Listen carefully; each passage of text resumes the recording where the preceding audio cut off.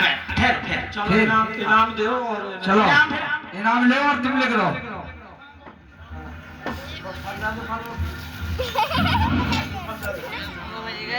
इस तरह महाराज दशरथ से मदारी को भगवान राम के दर्शन का इनाम लेकर के और विदा हो जाते हैं।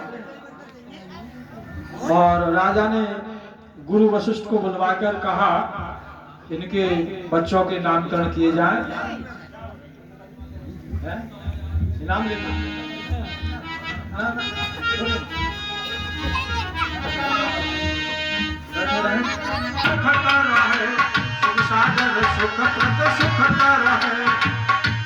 उस कौशल्या के नंदन का श्री राम नाम ही शंकर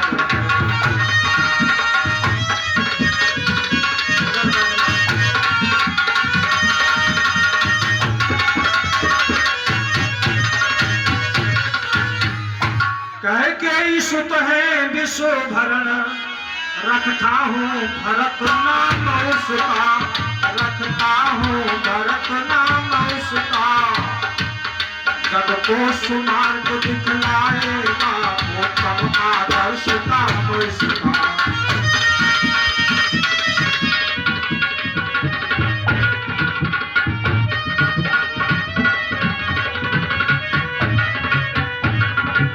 तो सुत है मातु सुमित्रा के शत्रुहन द्वितीय कहलाएगा, शत्रुहन द्वितीय कहलाएगा। शुभ लक्षण धाम प्रथम जो है लक्ष्मण ही कहलाएगा।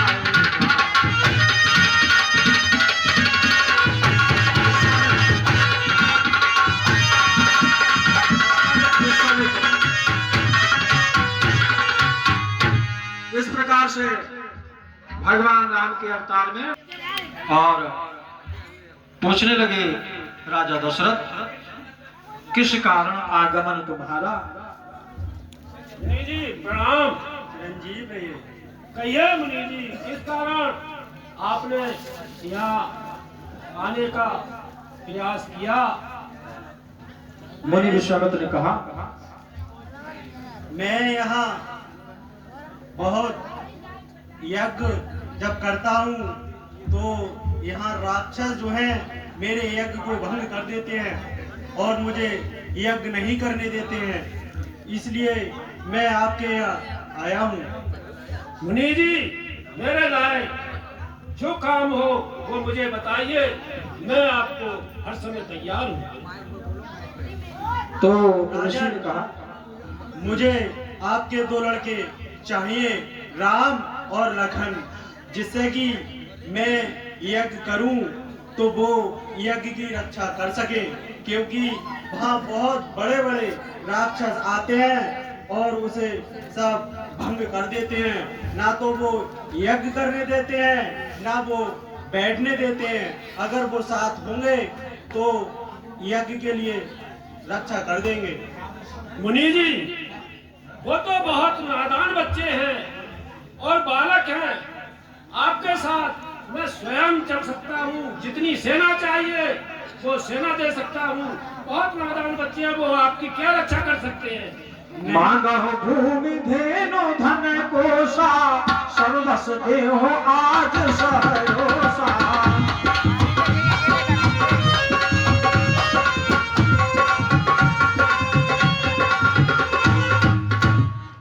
महाराज ने कहा मैं सेना दूं, संपत्ति दूं। तो विश्वामित्र कुछ नाराज हुए। गुरु वशिष्ठ ने समझाया राजा को ये मुनि बहुत ज्ञानी है और आपके बच्चों का इसमें भला है, इनको दे दीजिए। तो ऐसा सुनकर राजा कहने लगे ऐसा है तो ठीक है। राम लक्ष्मण को बुलवाया। ठीक है गुरु जी। लो हाथ में इनका हाथ नाथ, ये दोनों भोले भाले हैं।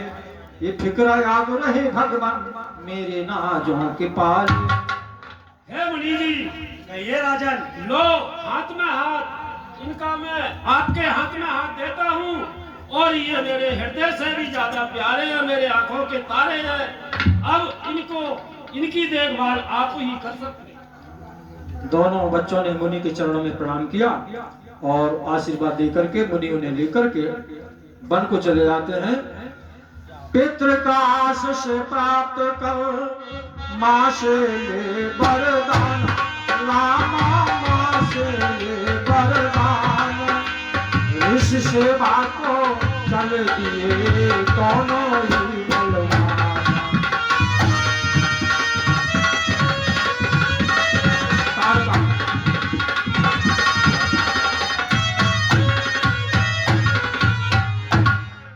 हाँ, तो रास्ते में वन में जाते हुए मुनि विश्वामित्र ने कहा ये वन जो है भयंकर वन है और इसी वन में ताड़का नाम की राक्षसी रहती है। हे राम कहिए गुरुजी। और लक्ष्मण, मैं यहाँ थोड़ी तपस्या करता हूँ और तुम देखते रहना। जो आज्ञा गुरुदेव। सुनि ताड़का क्रोध कर धाई, चले जात मुनि दीन दिखाई।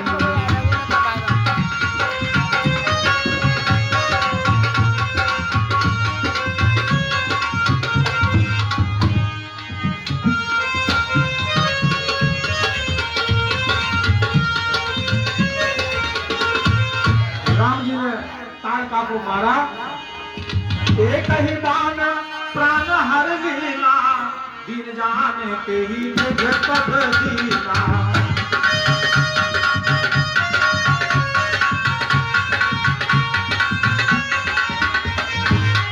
जात राज नाच गा पिपासा, अकल के बल प्रकाश तपनासा।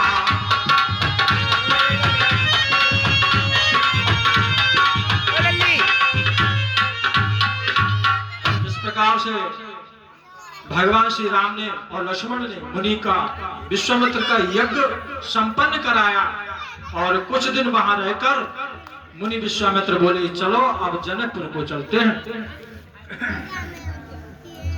हे राम कहिए गुरुदेव। चलो अब जनकपुर के लिए चलते हैं। जैसी आज्ञा। धनुष जगी सुनी रघुकुल नाथा, हर्ष चले मुनिवर के साथ।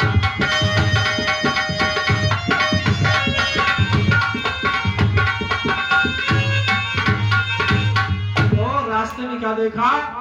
आश्रम में एक दीख मत माही, भगवत गदी भजन तहराही।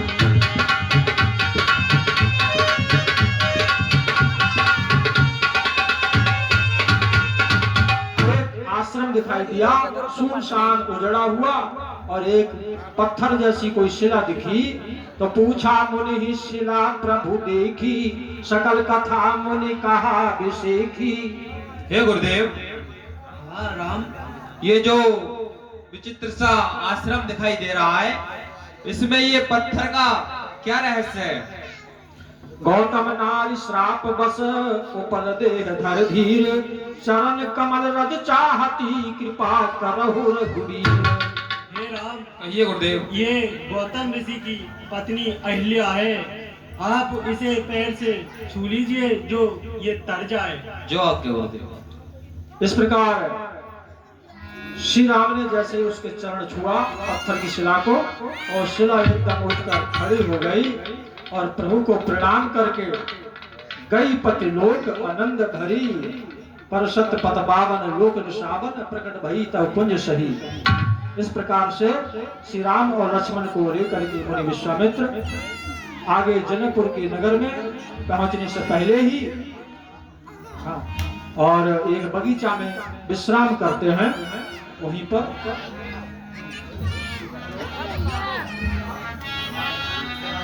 अतुल, राम भरोसे राम प्यारे।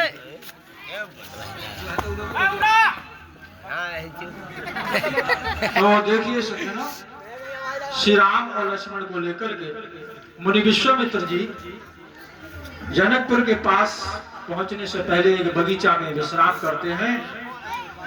और जनकपुर में कई दिनों से महाराज जनक सीता के स्वयंवर का धनुष युद्ध चल रहा है, धूमधाम चल रही है। उस धूमधाम में